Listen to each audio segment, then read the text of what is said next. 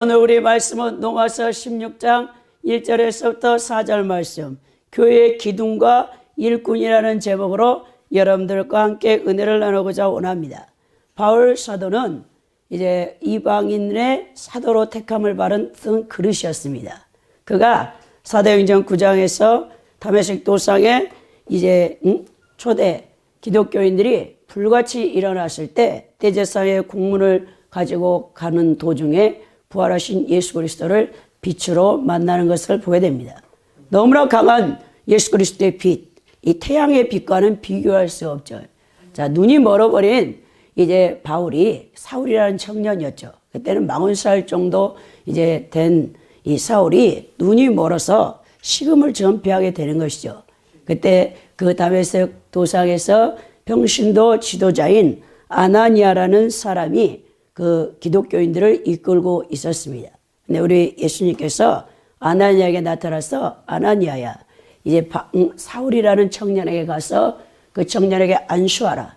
그러면 내가 이제 성령을 충만함을 부어서 그를 나의 이방인으로 택한 그리스도로 이제 복음의 전도자 일꾼으로 내가 쓰고자 한다 말씀하는 것을 보게 되죠. 아나니아가 순종해서 이제 사울이 있는 곳에 가서 그를 안수하니까 눈에 비늘 같은 것이 벗겨지면서 그 유대인의 율법주의가 떨어져 나가면서 그가 이제 예수 그리스도만이 구원자라는 것을 알게 되는 것이죠. 그리고 즉시로 그가 음식을 먹고 달려나가서 자기 유대 동족이 있는 해당에 가가지고 너희들이 십자가에 못 박아 죽인 예수 그리스도가 우리의 메시아다라고 이제 복음을 선포할 때 그 유대 민족들 또 바울과 함께 했던 그 많은 유대인들이 돌을 들어서 바울을 죽이려고 하는 거죠. 있을 수 없는 이야기란 말이에요. 이단 개수 신흥 종교인 예수교가 지금 엄청나게 폭발적으로 부흥을 일으킨다는 소식을 듣고 바울이 유대교의 특심이 있는 자였어요. 우리 하나님께서는 우리 주님께서는 바울을 만세 전부터 그 어머니의 모태로부터 택정했다라고 바울이 자신이 핵심한 다음에 복음 전도자가 된 다음에 그걸 깨닫는 것을 보게 되죠. 자, 그래서 그가 목숨을 아까우지 않는 겁니다. 그리스도의 복음을 증거하는데, 자, 가는 곳곳마다 교회를 세웠어요. 그래, 데살로니가 교회, 고린도 교회, 에베소 교회, 그가 이제 많은 교회를 세워서 또 그곳에서 출중한 제자들을 양육해가지고 그들에게 그 교회를 맡기고 계속해서 자신은 3차 세계 전도 여행을 가는 가운데 이 교회를 세우는 곳곳마다 제자들을 세워놓고 계속 개척자로 이제 복음을 증거하는 것을 보게 되는 거죠. 그가 선교사로 복음 전파자로 이제 부름받아서 로마 이제 차디찬 감옥에서 목이 이제 잘려져서 순교를 당하는 그 순간까지 쉬지 않냐고 복음을 증거했던 것을 보게 됩니다. 오늘 로마서의 이 서신은 로마에 있는 성도들에게 바울이 로마에 가고자 원했는데 아직 갈 형편이 못 됐어요. 그래서 이제 로마 성도들이 아직 예수 그리스도가 어떤 분인지, 그리고 성령님이 어떤 분인지, 또 교회 생활은 어떻게 해야 되는지, 성도들이 어떻게 서로 교회 안에서 사랑하고 연합해야 되는지 잘 모르는 것이죠. 그래서 바울은 항상 서신을 보낼 때 전반부는 교리편을, 독트린학에서 교훈, 교리를 보내는 거죠. 그 다음에 이제 후반부에서는 그 교리대로, 그 말씀을 윤리대로 어떻게 살 것인가, 그리스도의 윤리가 무엇인가를, 이 그리스도인이 어떤 삶을 살아야 되는가, 말씀을 순종해서 사회생활은 어떻게 해야 되고 가정생활은 어떻게 해야 되고 또 부부의 관계, 또 부모와 자녀의 관계는 어떻게 해야 되는가, 그것을 계속해서 서신을 통해서 보내주는 것을 보게 되는데, 오늘 바울 사도가 로마에 가지 못하니까 자신의 가장 신뢰할 수 있는, 믿을 수 있는 베베라는 집사, 여집사의 편에 서신을 보내는 오늘 내용입니다. 자, 누군가가 나를 추천할 수 있다는 것은 여러분 그 사람을 신뢰해야 되죠. 그 사람을 믿을 수 있어야 되죠. 여러분, 지금은 많은 신학교들이 이제 나와서 생겨나서 이 목사님의 추천서를 받지 않고도 신학교를 가요. 그러나 여러분 유명한 이제 신학대학을 가려면 반드시 담임 목사님의 추천서가 들어가야 돼요. 그것이 없이는 신학교에서 받아주지 않는 거예요. 왜냐하면 이 생짜배기 예수 그리스도를 알지도 못하고 교회 생활을 해보지도 않는 사람을 신학교의 신학생으로 받아가지고 훈련할 수 없다는 거죠. 그 사람을 믿을 수 없다는 거죠. 그래서 교회 생활을 어느 정도 했고 그리고 우리 예수 그리스도가 어떤 분이고 그런 모든 그 삶을 지켜본 담임 목사님의 추천서가 반드시 들어가야 여러분 유명한 신학대학에는 갈 수 있어요. 제가 순복음에 있는 영산 신학교에 갔을 때 제가 장로교에서 옮겨간 지 얼마 되지 않아서 그때 나이가 어리니까 20대니까 여의도 순복음교회 청년국에 속해 있었어요. 그래서 가스펠 선교에 섞여 있는데 거기 담임 목사님의 또 아니면 거기 우리 교구에 전도사님의 추천서가 반드시 들어가야 되는 겁니다. 제가 이제 옮긴 지 얼마 되지 않았으니까 우리 전도사님께서 저를 모르잖아요. 근데 딱 이제 지켜보니까 예, 신학생으로서 이제 괜찮겠다 해서 추천서를 딱 써주시더라고. 그래서 올려서 이제 우리 그때 최재묵 담임 목사님이었어요. 그때 우리 가스펠 선교회 청년들이 한 1000명 가까이 됐는데 거기서 제가 소명교구의 11지역에 속해 있었습니다. 그래가지고 제가 이제 구역장이었거든요. 지역장님이 계셨고 구역장님으로 해서 저를 추천을 써줘가지고 우리 영산 신학교는 반드시 봉사활동 평가서가 있어요. 매 학기마다 내야 돼요. 그러니까 학년이 올라갈수록 그 봉사평가서를 반드시 갖고 가야 돼. 교회 생활을 어떻게 하고 있고 담임 목사님이 평가서를 써줘야 된단 말이에요. 그거를 이제 학년이 올라갈 때마다 그걸 집어넣어야 돼. 그래서 굉장히 까다로웠습니다. 그래서 그냥 신학교만 다니는 게 아니고 교회 생활을 어떻게 하고 있고 이 사람이 정말 신실한 성도인가를 보는 거죠. 이렇게 추천서가 필요한 것처럼 오늘 바울 사도가 베베 집사를 추천했어요. 청거해가지고 로마 성도들에게 자기가 쓴 서신을 가지고 가겠단 말이에요. 가장 믿을 수 있었다는 거잖아요. 그래서 오늘 이 로마서 16장에 보면 26명의 바울의 동역자들이 소개됩니다. 그리고 5개의 처소에 가정교회의 문안 인사를 권면하고 있는 것을 보게 됩니다. 초대 이방교회의 복음의 전초기지였던 안디옥 교회로부터 시작해서 이제 바울과 바나바가 갈라지면서 교회를 세워갔죠. 이방교회를. 그러면서 많은 교회가 세워지는 것을 보게 됩니다. 근데 바울 사도에게 우리 주님께서 많은 축복을 내리셨어요. 왜냐? 그 어려운 박해 속에 로마의 박해와 자기 유대 민족의 동족의 박해 속에서도 이방인 교인들은 바울 사도에게는 정말 신실한 동역자들이었죠. 그 갈라디아 교인들에게는 바울이 안질이 있었어요. 그래 많은 이제 성서 신학자들은 학자들은 바울이 이 다메섹 도상에서 너무나 강렬한 예수 그리스도의 빛을 보았으므로 눈이 이제 그때 멀었잖아요. 그런 가운데 이 시력이 완전히 망가져가지고 안질이 있었을 것이다 라고 추측을 하는 것을 보게 됩니다. 그러니까 눈이 나쁜 거죠. 여러분 사람의 몸이 이 100냥이라면 우리나라 속담에 여러분 눈이 90냥이라 했어요. 눈은 잠언서에 보면 영혼의 등불이라고 했어요. 여러분 그 사람의 눈을 보면 그 사람이 어떤 성향을 갖고 있는가 다 보입니다. 근데 참 또 신기하게도 교만한 사람은 눈빛에 그 교만기가 들어있어요. 많은 목회자들 특히 여자 목사님들 가운데 눈빛이 굉장히 교만한 분들이 많아요. 고난을 많이 받고 은사도 많이 받고 은혜도 많이 받았다고 간증은 너무나 잘하는데 보면은 성화가 되지 않아가지고 굉장히 눈빛이 교만해서 사람을 꼭 내리깔면서 보는 분들도 많습니다. 그러니까 이 눈 속에 그 교만한 것이 또 인간의 질성인 옛사람의 모습이 드러나는 것을 보게 돼요.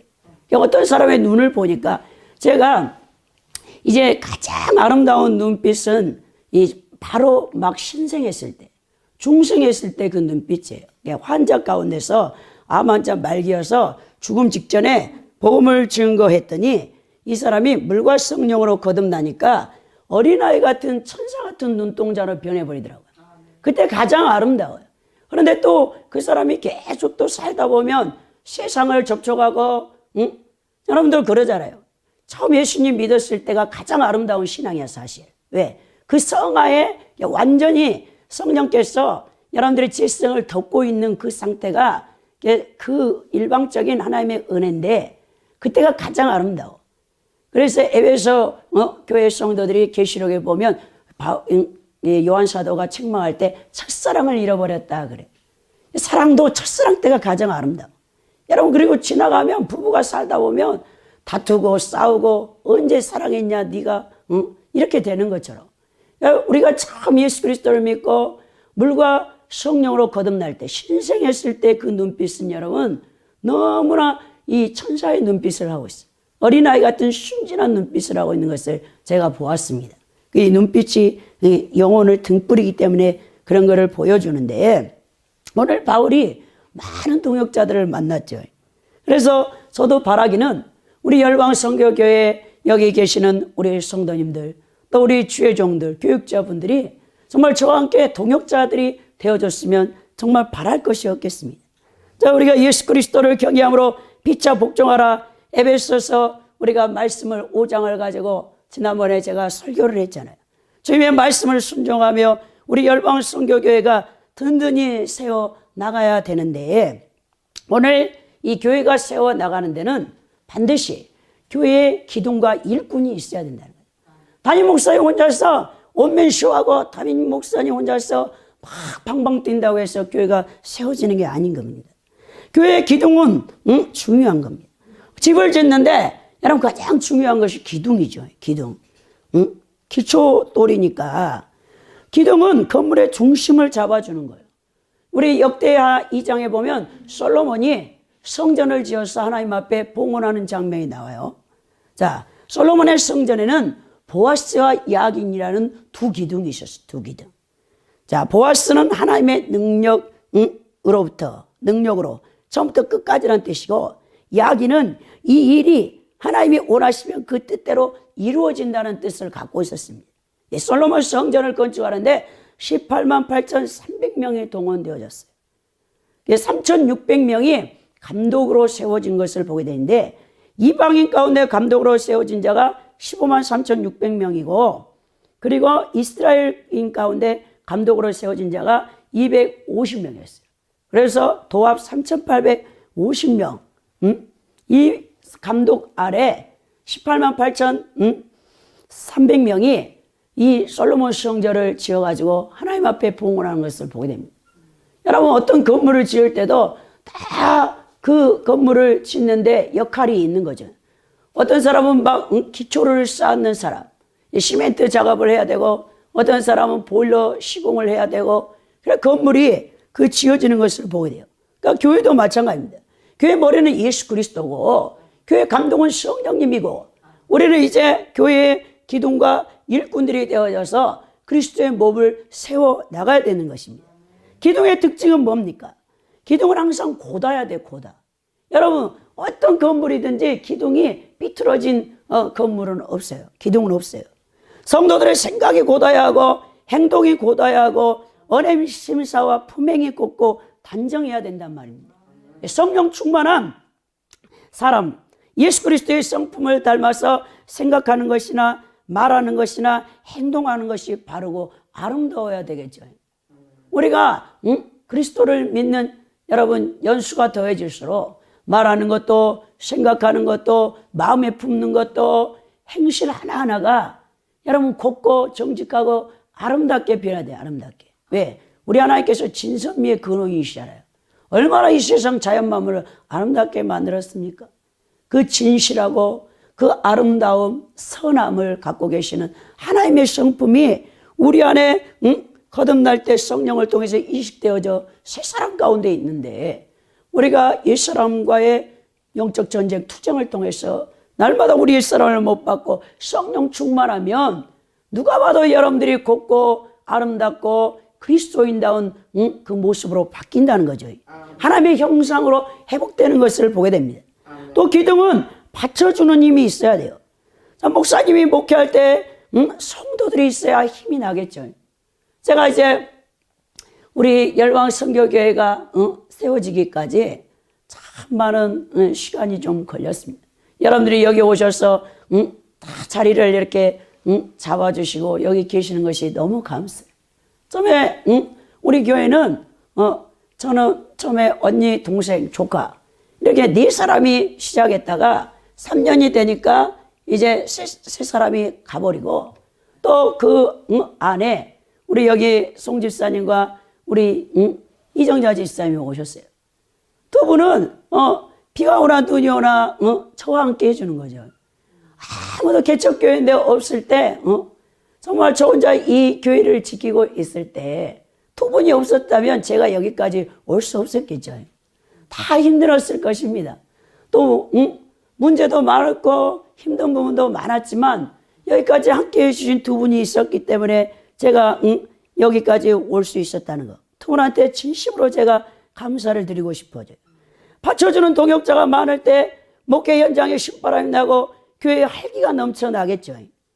자, 어떤 사람은 물질적으로 또 사회적으로 도덕적으로 받쳐주는 사람이 있을 때, 동역자들이 있을 때 얼마나 행복한 교회가 되겠습니까? 저는 어제 우리 여기 백기찬 우리 목사님을 모시고 자유감리의 감독님이시기 때문에 남부지방에 거의 제일 열악해서 그곳에 감독님이 속해 계셔서 아침에 7시 반에 여기서 모시고 천안까지 가는 거죠.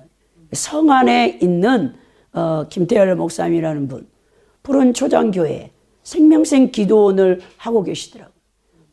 도로변에 농경지 조그마한 데다가 컨테이너 10평도 안 될 거예요. 교회의 이 성전이 다 낡아 빠진 컨테이너 속에다가 여러분 십자가를 딱 걸고 거기서 밤이나 낮이나 우리 하나님 앞에 부르짖고 기도하고 계시는 거죠.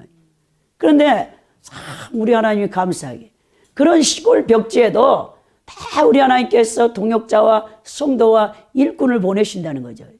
우리 이렇게 우리 지방에 이제 예배를 마치고 점심을 준비하는데 여자 권사님 60이 넘으신 여자 권사님과 또 60이 넘으신 그 권사님 남편 되시는 남자 지스타님이 와가지고 목사님의 그 사역을 돕는 것을 봤어요. 자, 그 시골에도 하나님께서 다 그 교회에 필요한 일꾼과 동역자와 양들을 보내신다는 거죠. 불철주야 거기서 기도하면서 작년 여름에 그 목사님이 돌아가신다고 했어요. 그래서 우리 백기찬 우리 목사님께서 청도에 여름에 그 신학교에 강의를 가실 때 제가 이제 인천국제공항에 같이 갔는데 전화가 막 오는 거죠. 예, 목사님이 임종할지도 모른다고 했던 분이 중환자실에서 오늘 내일 하신다. 그래서 피차 이제 원래 감독님이시니까 교육자가 소천하게 되면 원래 장례를 주관하시고 거기를 가셔야 되는데 그렇게 일주일 동안 청도 신학교에 이제 거기 가셔야 되니까 강의를 가셔야 되니까 캔슬할 수가 없어가지고 걱정하시는 가운데 계속 총무 목사님한테 연락 보고를 받으시더니 저보고 그러시는 거예요. 만약에 장례가 나면 부의금을 가지고 좀 가서 같이 장례식에 이렇게 함께 해 주라고 이렇게 부탁을 하시고 우리 이제 백기찬 또 목사님께서는 비행기를 타고 중국 청도로 가셨죠. 그리고 이제 우리는 간절히 기도했더니 감사하게도 목사님이 살아나신 거죠. 하나님이 사명이 끝나지 않으니까 그 열악한 환경 가운데서 그곳에도 십자가가 세워져 교회가 있어야 되기 때문에 거기에 목사님이 안 계시면 안 되기 때문에 우리 하나님께서 그 중환자실에서 신장 또 뭐 여러 가지 성인병이 이제 복합적으로 합병증이 오셔서 돌아가시기 일보 직전이라고 하신 분이 살아나셔가지고 어제는 건강한 모습으로 우리를 맞이해 주는데 얼마나 우리가 기쁩니까? 여러분 정말 우리가 지금 우리 나라가 교회가 약해지네 뭐 교세가 약해지네 복음 전파가 힘드네 해도 여러분 농촌 미자리 교회에서 어촌 산촌에서 우리 김태열 목사님 같은 분들이 있기 때문에 우리 하나님께서 한국 교회를 우리가 정말 많은 또 큰 교회 목사님들이 범죄하고 죄를 범했어도 그분들이 기도하면서 자신의 처소에서 그 열악한 환경 속에서도 목회 현장을 떠나지 않냐고 양들을 돌보고 있는 그분들의 기도를 들으시고 우리 대한민국의 교회를 축복하고 계신다는 생각이 확 들었다는 말입니다. 여러분, 오늘 우리가 어디 있든지 그 자리에서 충성되게 직분 맡은 자가 구할 것은 충성이라고 바울이 얘기하는 것처럼 우리가 담임 목사님과 함께 교회를 세워나가는데 기둥이 되어야 된다는 것입니다. 또 기둥은 여러분 껍질을 벗기고 가시가 다듬어져야 되는 거예요. 어떤 건물을 짓는데 예전엔 다 목재로 지은 것이죠. 지금이야 시멘트 콘크리트에서 순식간에 3개월 6개월 만에 건물 몇 층이 올라가 버리는데 예전 여러분 고대 바울 사도가 여러분 그 사역했던 시대 예수님께서 목수잖아요. 목수이신 예수님께서 망치와 톱을 가지고 가서 예루살렘 성전도 보수하셨을 것입니다. 공생의 이제 전에는 세례 요한에게 세례 받기 전에는 예수님께서 30살까지 아버지 요셉의 그 직업을 이어받아서 목수로 또 홀 어머니 되신 마리아와 5, 6명 되는 가족들, 형제들, 자매들을 부양하느라고 하루도 쉬지 않냐고 그 갈릴리에 또 더 나가서 목수 일을 하신 거예요. 건축물을 지으러 돌아다니시는 분이 예수님이 목수였잖아요. 그 일을 하셨다는 거죠. 그러니까 하나님의 성전을 어떻게 지을 것인가도 우리 예수님은 다 간통하고 계셨을 거예요. 참 신기하죠. 그 많은 직업 가운데 예수님이 목수였다는 자체가. 그리고 하나님의 거룩한 성전을 보수하고 또 건물을 지으러 다니셨다는 것이. 근데 저도 어릴 때 봐보면 우리 집을 아버지가 손수 지으셨어요. 시골에. 지금도 그 오래돼가지고 이제 다 낡아가지고 눈만 오면 이제 지붕이 무너진다고 우리 작은 남동생이 올라가고 눈을 일일이 다 긁어내려야 돼. 안 그러면 저희 집이 무너지게 생겼어요. 1980년에 지었기 때문에. 그래서 보니까 기둥을 다 깎더라고. 나무에 이 가시나 이 이상한 그 껍질 같은 것을 쫙 다 여러분 대패해가지고 밀어내야 돼. 기둥은 껍질을 벗기고 가시는 다듬어져야 됩니다. 구약 성경에서 출애굽한 이스라엘 백성들이 여호와 하나님께서 시내산에서 짐승의 피를 써 언약 체계를 맺으셨죠. 그리고는 하나님 백성이 되어졌는데 하나님 백성답게 살아야 되기 때문에 십계명의 두 돌판과 또 십계명의 두 돌판을 어겼을 때 죄 지은 인간이 제사함 받는 그 과정 가운데 성막 설계도를 주시는 것을 보게 돼요. 그래서 성막 설계도를 이 식양대로 모세가 40일 금식하면서 시내산에서 우리 하나님께서 보여준 그대로 부살렙과 오홀리압에게 명해서 그 모든 성물의 성전에 필요한 여러분 그 기구들을 만드는 것을 보게 됩니다. 그런데 번제단이나 여러분 법궤 이 가장 중요한 번제단은 예수 그리스도의 십자가의 사건을 예표하고 있는 것이죠. 더 나아가 법궤는 지성소 안에 용키푸데이라고 해서 7월 12일 이스라엘의 7대 절기 가운데 여러분 7월 10일에 대제사장이 유일하게 한 번 1년에 온 이스라엘 회중의 죄를 대속하기 위해서 염소의 피와 송아지 피를 가지고 들어간단 말이에요. 제사장의 옷은 굉장히 화려합니다, 여러분. 에봇이라는 옷을 입고 있었는데 그 대속죄일 날은 그 에봇을 입으면 안 돼요. 세마포 옷을 입어야 돼요. 다 에봇을 벗고 세마포 옷을 입고 염소의 피와 송아지 피를 가지고 지성소 안에 들어가서 여러분 법궤 위에 시은자라는 곳이 있어요. 거기 그룹천사 두 천사가 무릎을 꿇고 있어요.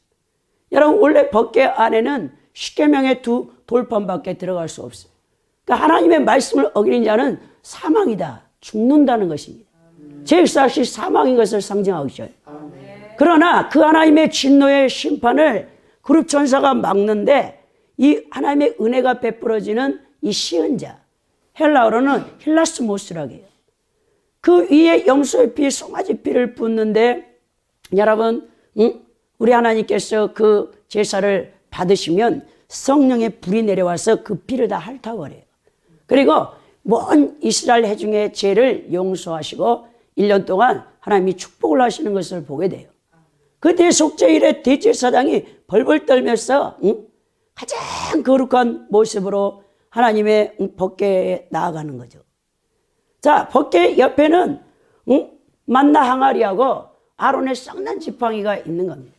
사실 고앗 자손들이 성막을 옮기 다닐 때 그 법궤를 메야 되는데 원래 십계명 두 돌판밖에 그 법궤 안에 들어갈 수가 없어요. 그런데 불편하니까 광야 40년 동안 계속 구름 기둥이 성령이 인도할 때마다 그들은 그 성령님의 구름을 따라서 이동해야 되니까 불편해서 한꺼번에 그렇게 집어넣는 거예요. 만나 항아리하고 아론의 썩난 지팡이도 십계명의 두 돌판에다가 법궤에다가 집어넣어서 고앗 자손들이 어깨에 메고 날랐던 것을 보게 되지만 실제로 우리 하나님께서는 십계명의 두 돌판 외에는 이 법궤 안에 들어갈 수 없게 했단 말이에요. 그런데 우리가 예수 믿고 중생한 사람들이 하나님의 계명인 말씀을 지키지 않아요. 그럼 여러분 다 죽어야 돼. 죄의 삭은 사망입니다. 범죄하면. 그러나 우리가 회개할 때 예수 그리스도의 피가 우리 죄를 사해줘서 우리가 죄사함의 은총을 누리는 것이죠. 얼마나 우리가 정말 하나님의 은혜 가운데 살고 있습니까? 그 법궤나 여러분 번제단을 다 뭘로 만드냐? 조각목이라고 하는, 여러분 시띠 나무라고 해서 이스라엘 광야에 오늘 우리나라 산천초목에 일제가 우리 소나무를 다 죽이고 아카시아 나무를 심어가지고 아카시아 나무가 정말 쓸모가 없어요.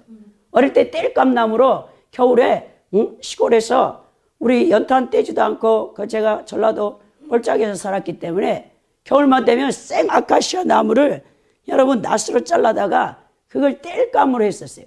그거밖에 쓸 용도가 없어요.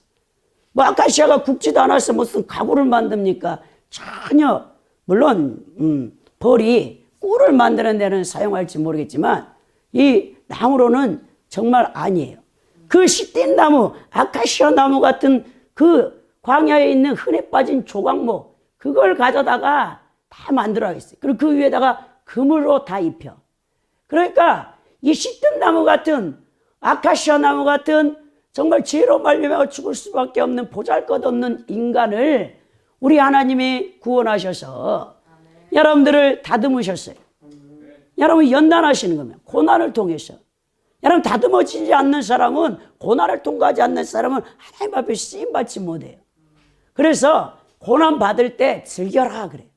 어제 그 자유감리에 우리 남부지방에 말씀을 잘하시는 목사님이 하나님께서 즐겨라 그 한마디만 했다는 거예요.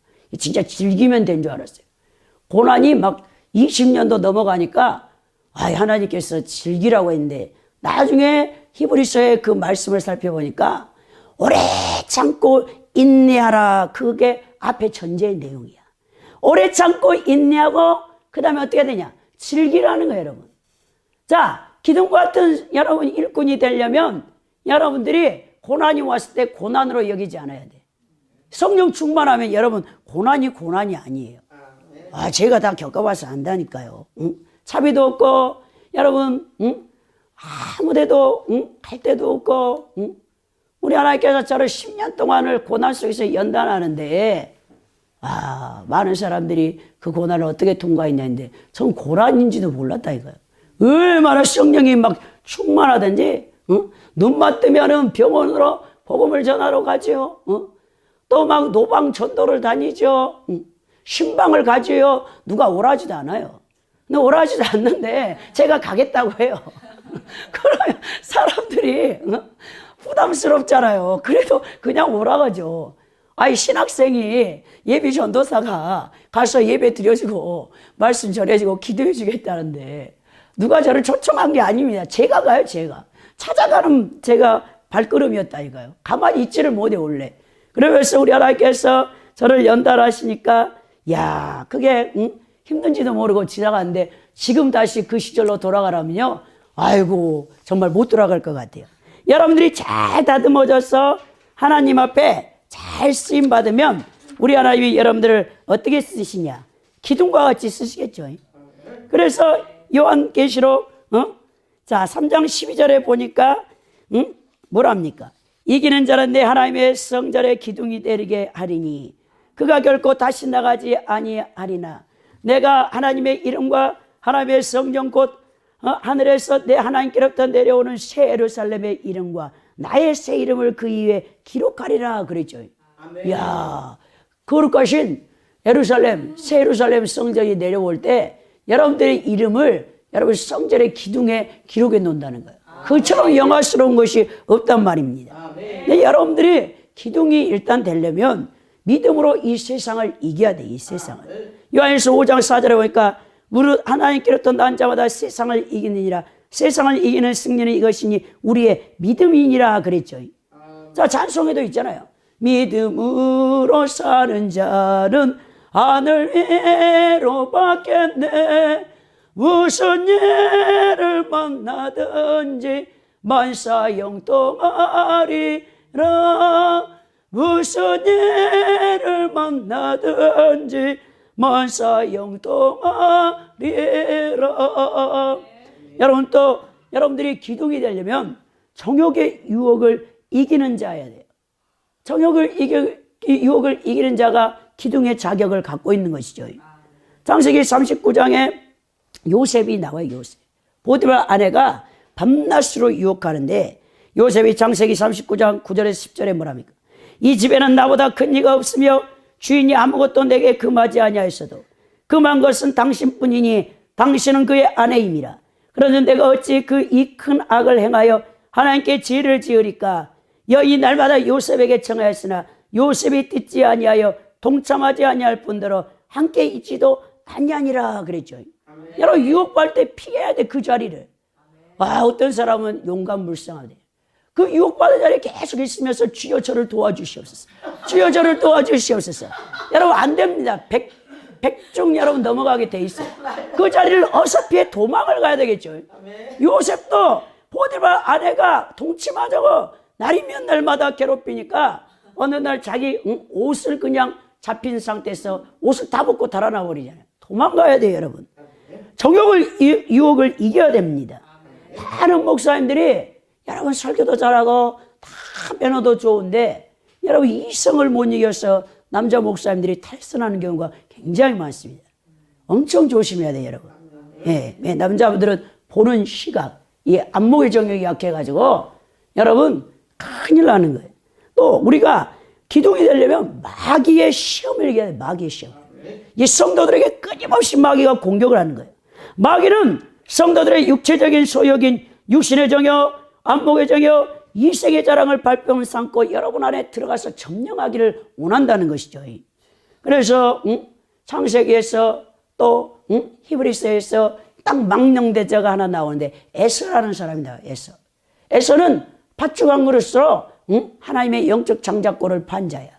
오늘날로 번역해서 말해보면 이 세상에 이 세상을 사랑해가지고 여러분 먹고 사는 거 그것 때문에 어떻게 됐냐? 하늘에 있는 영생, 생명책에 기록된 그 영원한 그 이름, 여러분 구원받을 그 기회를 놓쳤다는 거죠. 에서가 뒤늦게 후회하고 여러분 울어도 용서받지 못하는 내용이 성경에는 기록되어 있는 것입니다. 육체의 배고픔을 우선으로 해서 영원한 생명인 영생을 준비하지 아니하고 이 세상의 풍속을 쫓아 마귀를 따라 사는 자들이 얼마나 많습니까? 여러분 예수님 믿는다면서도 먹고 사는 거, 무엇을 먹을까, 무엇을 입을까, 무엇을 마실까 염려하는 거. 여러분 마태복음 6장에서 예수님이 이건 이방인들이 구하는 것이라 했어요. 너희 예수 믿는 자들은, 하나님의 자녀들은 그것을 구하면 안 된댔어요. 그리고 너희는 먼저 그 나라와 그를 구하라 했죠. 그러면 너희들이 먹고 사는 거, 입고 사는 것을 더해준다고 했습니다. 아멘. 공중에 나는 새와 들에 있는 백합화를 비유했어요. 예수님께서. 정말 보잘것없는 것.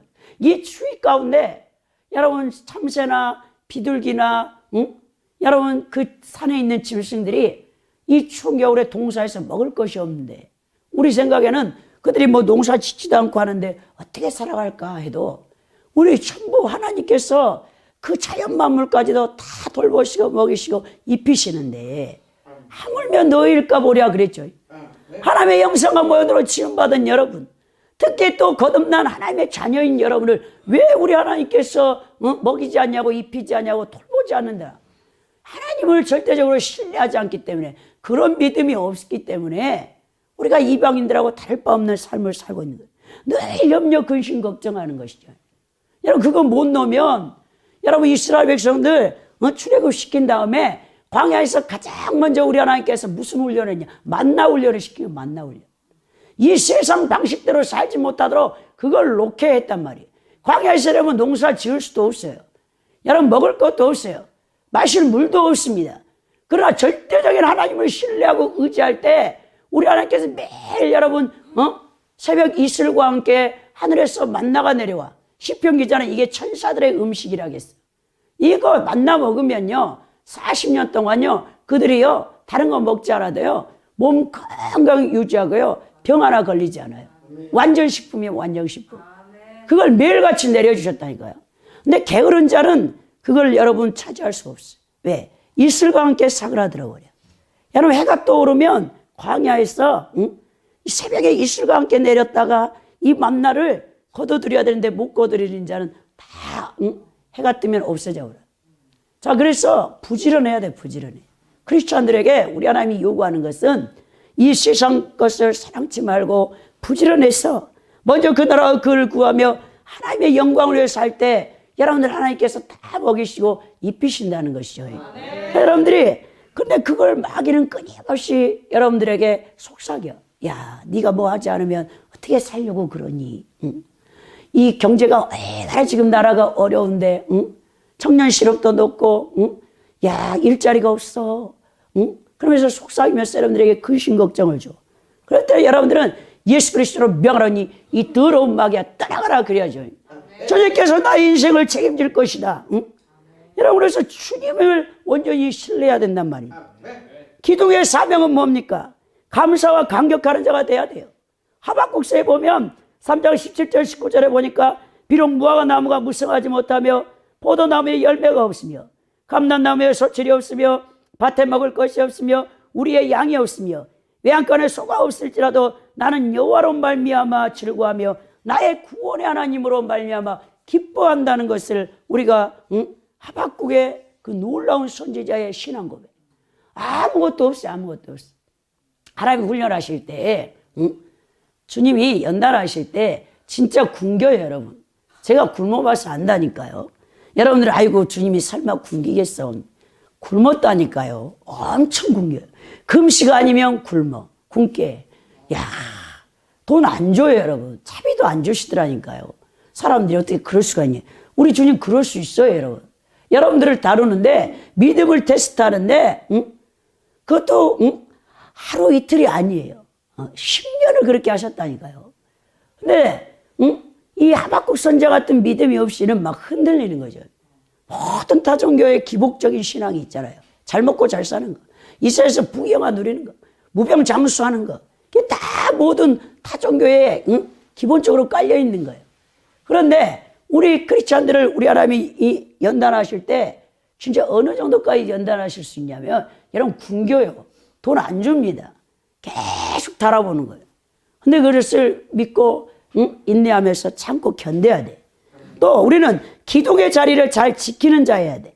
여호수아서 1장 7절에 보니까 오직 강하고 극히 담대하여 나의 종 모세가 내게 명령한 그 율법을 다 지켜 행하고 우로나 좌로나 치우치지 말라. 그리하면 어디로 가든지 형통하리라 그랬죠. 이사야 26장 3절에도 주께서 심지가 견고한 자를 평강하고 평강하도록 지키시리니 이는 그가 주를 신뢰함이라 그랬다는 거죠. 여러분 자기 자리를 지켜야 돼.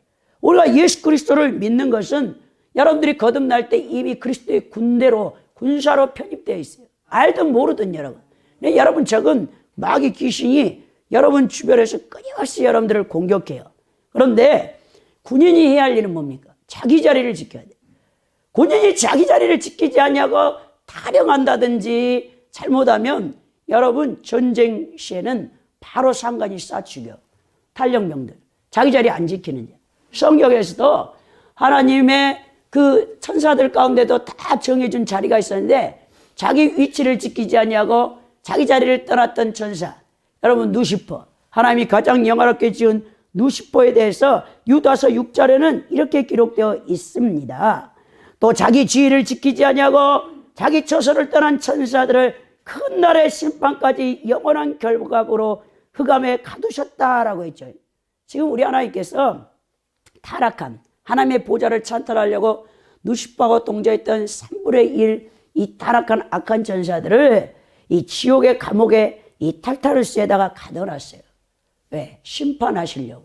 이미 심판 받았지만 심판이 집행되기까지 7년 대환란 때 그 모든 천사들을 풀어주겠죠. 악한 천사들을. 그래서 믿는 성도들을 테스트하는 도구로 쓰려고 우리 하나님께서 그렇게 했단 말이에요. 그러니까 우리가 천사라도 자기 자리를 떠나면, 지위를 지키지 않으면, 자기 위치를 지키지 않으면 하나님 앞에 심판을 받는데, 우리 그리스도인이 군대, 여러분 다 여기 남자분들 군대 갔다 오셨죠. 얼마나 군대 삼엄합니까? 지금이야 뭐 인권 해가지고 조금만 뭐 힘들면은 그냥 국방부에 뭐 인터넷에다 올리고 하는데, 옛날 저희 아버지 시대에 6.25 전쟁 바로 끝난 다음에 군에 갔을 때 저희 아버지가 최전방에서 근무하셨다 했어요. 그래가지고 그때 38선이 아예 안 세워질 때래. 그래가지고 이제 넘어갔다 왔다 갔다 한대요, 경계를. 그런데 거기서 자리 이탈한다. 특히 식량, 이 군량을 다 자기 몫을 줬는데 그거 이제 못 지키면은 엄청 두들겨 만돼. 저희 아버지를 갖다가 그 위에 상관이 저희 아버지 거를 다 훔쳐갔대, 누가. 그 같은 동료가, 장병이. 그래가지고는 구타를 하는데 삽을요 이렇게 가로로 때린 게 아니라 이렇게 세워가지고 이 삼날로 우리 아버지 허리를 쳐버려가지고 허리가 완전히 나가셨다는 거예요. 얼마나 두들겨 봤더니, 야, 화장실에 가가지고 이게 팬티가요 붙어버려가지고 피가 난자해가지고요 뗄 수가 없었다. 그래도 여러분 아무 말을 못해요. 그 당시에는 6.25 전쟁 바로 끝난 다음에 38선 저희 아버지가 여든이시니까 얼마나 그때 군대는 혹독했는지 모르는데, 지금 저거 군대도 아니다만 그러죠. 옛날 분들이 얘기가. 군인은 자기 자리를 지켜야 되죠. 군인이 자기 자리를 안 지키면 큰일 나는 거예요. 영적으로 악한 영들, 귀신에게 시달리는 성도들을 보면 하나님 말씀을 떠나서 자기 자리를 지키지 않고 사명 감당하지 않으면요 귀신 들어가 버려요. 나태하고 방종하거나 교만하면 악한 영이 여러분들한테 확 들어가 버린단 말입니다. 여러분 또 기둥은 주위 환경이 열악해도 끝까지 견뎌야 돼. 견디지 못하면 기둥이 될 수 없는 거죠. 오늘 로마서 16장에 우리 바울 사도가 자신의 가장 동역자인 베베자매를 소개하였고 브루스길라 아굴라를 소개하고 있습니다. 이들이 일꾼이다, 일꾼. 교회의 일꾼이라는 뜻은 헬라어로 디아코논 테스 에클레시아라는 뜻이에요. 그러니까 이거는 교회를 섬기는 자, 사역자라는 의미예요. 바울이 로마서 16장에 기록한 그 많은 사람들 다 사역자. 동역자인데, 바울의 동역자인데 사역자들인데, 베베는 집사라고도 또 번역합니다. 이 사역하는 사람들. 초대교회에 여러분 집사는 아무나 못 됩니다.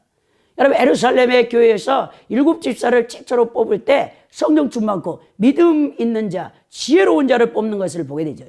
우리는 막 직분을 난무하게 주는데, 여러분 목사는 가장 거룩한 성직이고, 또 목사님을 보필하는 평신도 가운데서 가장 또 중직은 장로님이시고, 그 다음에 여자분이나 또 남자분들 가운데도 요즘은 여자 남자 다 장로님을 세우죠. 더 나아가서 또 권사님이 계시고, 이 집사라는 이 디아코니아 봉사에서 나와가지고 이 집사라는 이 직분이 생기는데, 이게 사실 원어로는 먼지를 뒤집어 쓰는 자예요. 집사라는 직분은 영광스럽습니다. 사실 여러분 7 집사가 다 성령 충만. 거기 스테반 집사가 있었고 빌립 집사가 있는 거예요. 집사인데 빌립 집사가 사도행전 8장에 보면 사마리아 성에 가가지고 복음을 전할 때 사마리아에 있는 귀신들이 다 떠나가 버리죠. 집사들이 얼마나 초대교회 때는 능력이 많은지 손 얹고 기도하면 귀신 쫓겨 나가고 각색병을 다 고쳐버려요. 담임 목사님을 도와서 그런 신실한 집사님들이 교회에 많이 계시면 얼마나 담임 목사님이 행복하겠습니까, 여러분? 자, 이 집사, 이 이 집사의 직분은 해중의 인정을 받았어요. 그래서 교회 기물이나 이 봉사를 관장했던 것을 초대교회 때 집사들의 임무라는 것을 보게 되는데, 여자 집사가 별로 없던 당시예요. 바울 사도가 로마서를 보낼 때 2000년 전에는 이 남성 우월주의의 그 사상이 팽배했던 것이죠. 우리나라도 마찬가지고 유대 민족도 그랬어요. 그런데 여기 베베라는 여자 집사가 있는데 로마 교회에 소개할 때 이를 뭐라고 바울 사도가 소개하냐면 나의 보호자라 그랬어. 보호자. 이 프로스타티스라는 이 남성에만 사용하는 단어 보호자라는 뜻을 썼단 말이에요. 여러분, 여자들이 아버지 호적에 있다가 결혼하면 남편의 호적으로 옮겨가는 거죠. 남편이 보호자가 되는 거예요. 여러분, 내가 큰 이제 병원에 가서 만약에 결혼한 여자가 수술하려면 보호자 남편 사인이 들어가야 돼. 보호자가 없으면 형제 사인이 들어가니, 아니면 여전히 아버지 호적에 있으면 아버지가 와서 사인해야 되죠. 보호자라는 것이 얼마나 중요합니까? 어떤 공동체 합법적인 우두머리나 대변인을 뜻할 때 이 보호자라는 단어를 썼는데요. 당시 여인들은 법적인 기능을 행사할 수 없기 때문에 일반적으로 이 보호자라는 단어는 남성들밖에는 사용을 못했는데, 오늘 베베 집사한테 이 보호자라고 이 바울이 얘기합니다. 그러니까 이 나의 보호자라고 했을 때 베베 집사는 이 바울의 후원자고 바울의 조력자라는 거예요. 이 베베 집사가 굉장히 재산이 많았나 봐요. 부자였죠.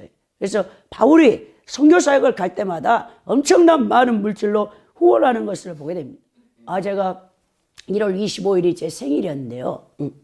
갑자기 제가 아는 여자 후배 목사님이 교회에 오시는 거예요. 그래서 목사님, 제가 저녁을 대접하겠습니다. 그래요. 왜요? 그랬더니 목사님 생신이잖아요. 그래요? 그래갖고 왔어.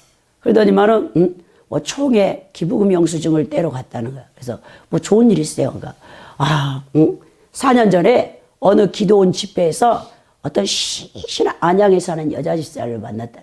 그 여자 집사님이 학교 선생님인데 연말만 되면 그분이 큰 교회를 원래 섬기고 있고 이 개척교회를 후원하기 위해서 1000만 원씩 헌금을 보낸다. 그래가지고 이번에도 여전히 감사하게 1000만 원 헌금을 보냈다. 그래가지고 기부금 영수증을 해주려고 자 총회 가서 자기 소속 증명서 떼오고 그거를 하고 왔다는 거예요. 그러면서 목사님이 생신인 걸 생각나갖고 저녁을 사주겠다고 왔더라고요. 야, 그런 신실한 분도 있죠. 본인 교회도 있는데도 또 이렇게 개척교회를 돌아보면서 힘든 교회에 그 1년치 월세를 미리 보내준다는 거예요. 야, 그런 분들이 있으면 얼마나 개척교회가 신나고 힘이 들지 않겠죠. 그런 분들이 많이 있었으면 좋겠습니다. 자, 각박한 세상이라 해도 경제가 어렵다 해도 헌신하는 분들은 이렇게 다 헌신하는 것을 보게 됩니다. 이 베베 집사가 그런 사람이었어요. 바울 사도의 선교 사역을 경제적으로 도우며 따뜻한 배려와 사랑으로 바울을 열심으로 도왔던, 함께 일했던 동역자라는 것을 보게 되죠. 자, 그러면서 베베를 설명할 뿐만 아니라 추천할 뿐만 아니라 바울은 브리스길라 아굴라를 얘기하면서 이들은 어떤 사람인가? 저희는 내 목숨을 위하여 자기 목이라도 내줄 수 있는 사람들이었다.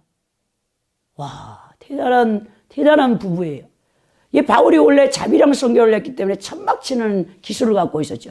가는 곳마다 천막을 쳤는데 이 브리스길라 아굴라라는 이 부부가 천막 치는 일을 했던 사람들이에요. 이 사람들은 원래 로마에 살았던 사람들인데 글라디아 황제가 핍박을 하면서 이들이 필립보 쪽으로 옮겨오면서 바울과 이게 만나가지고 선교 사역을 같이 했던 것을 보게 됩니다.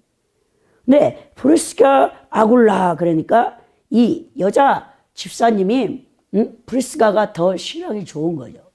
이 남편 여기 집사님보다는. 그래서 먼저 바울이 기록한 것을 보게 돼요. 자, 그러면서 바울 사도가 이런 좋은 분들을 만난 것이죠.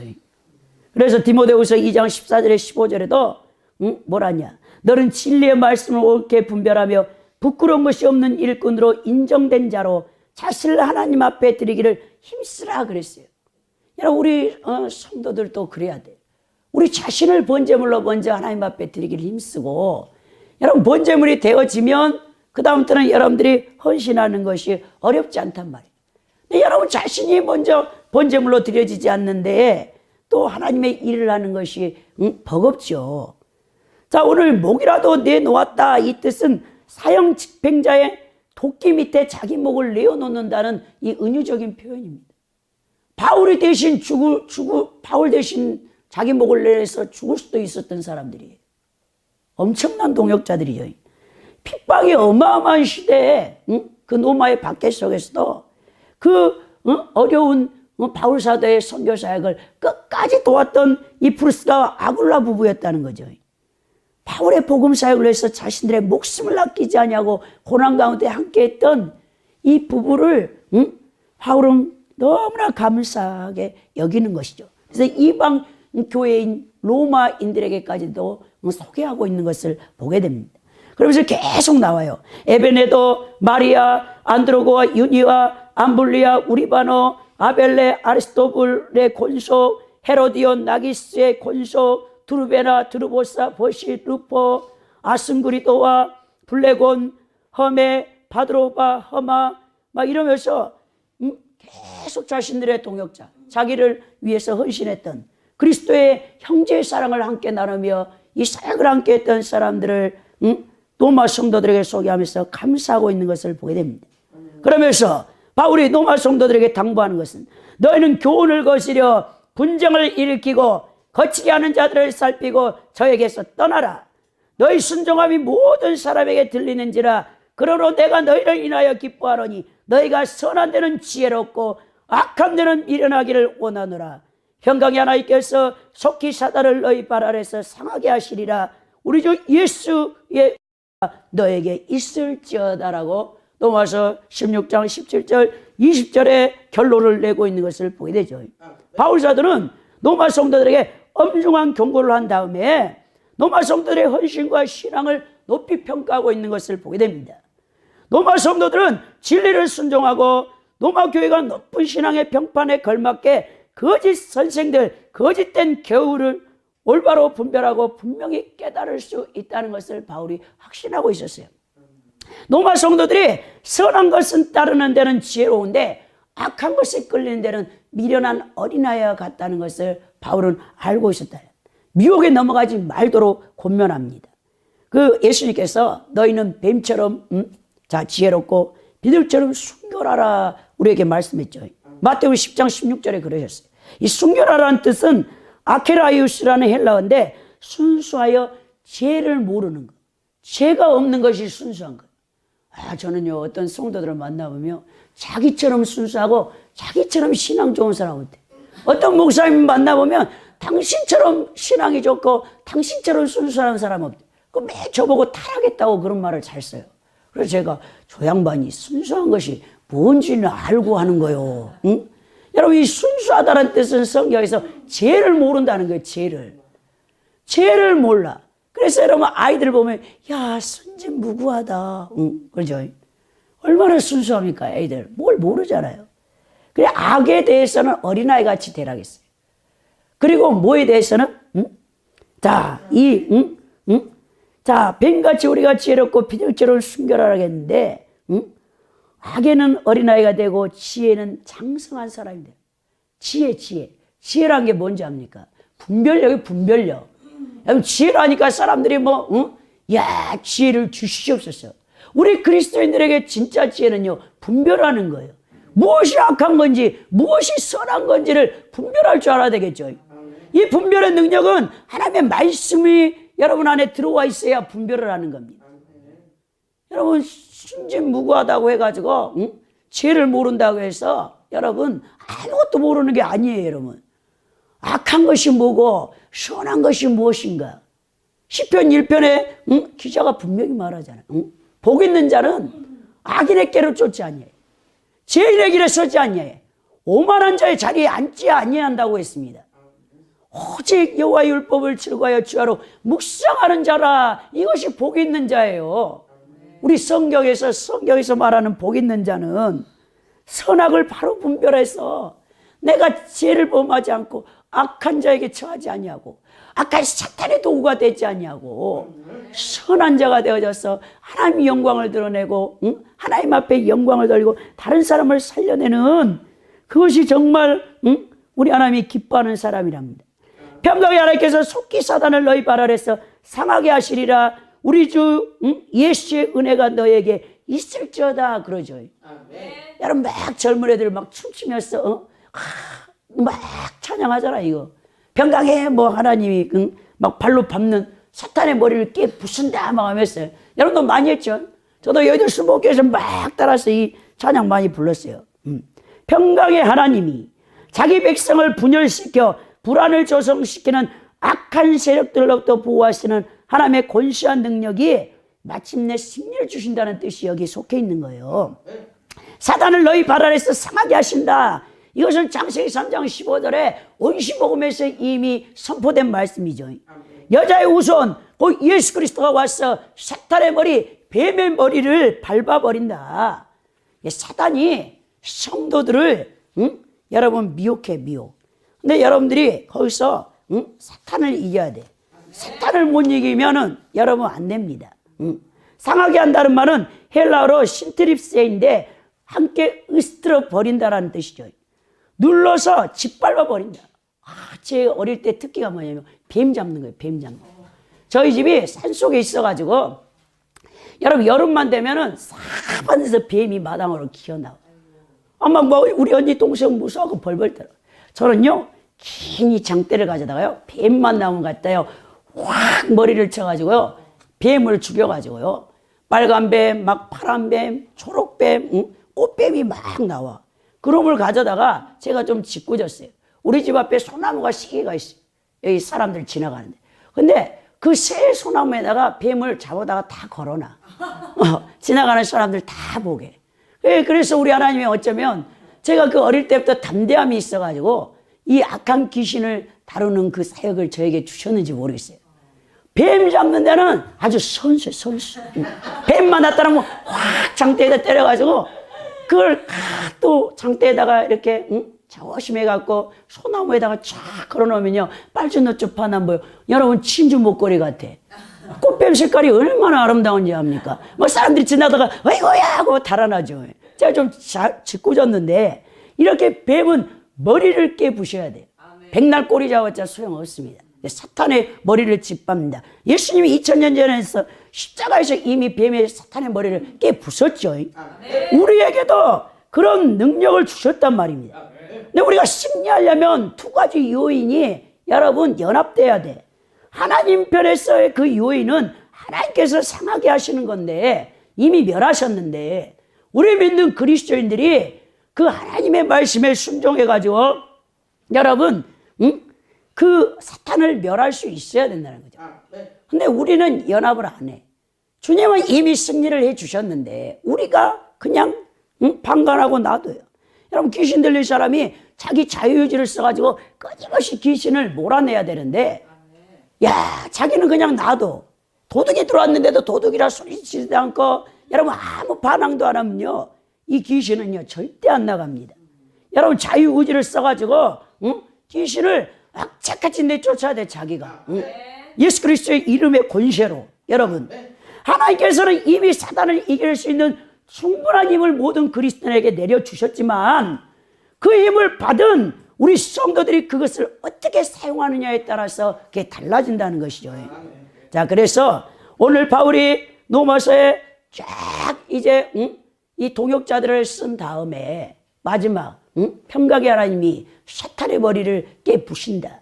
로마의 성도들아 너희들이 깨어서 거짓 선지자들의 계율에 미혹되지 말고 너희들도 하나님이 능히 영적 분별력과 지혜를 주셔서 사탄을 이길 수 있는 힘을 줬으니 교회를 지키라는 게 교회를.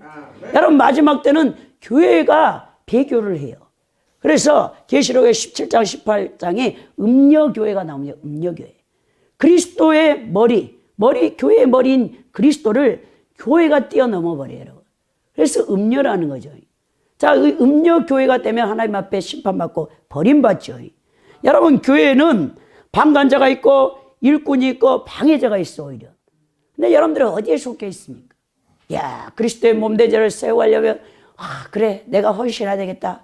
훌륭한 일꾼이 돼야지. 여러분 꿀벌입니까? 아니면 배짱이처럼 룰룰룰룰 응?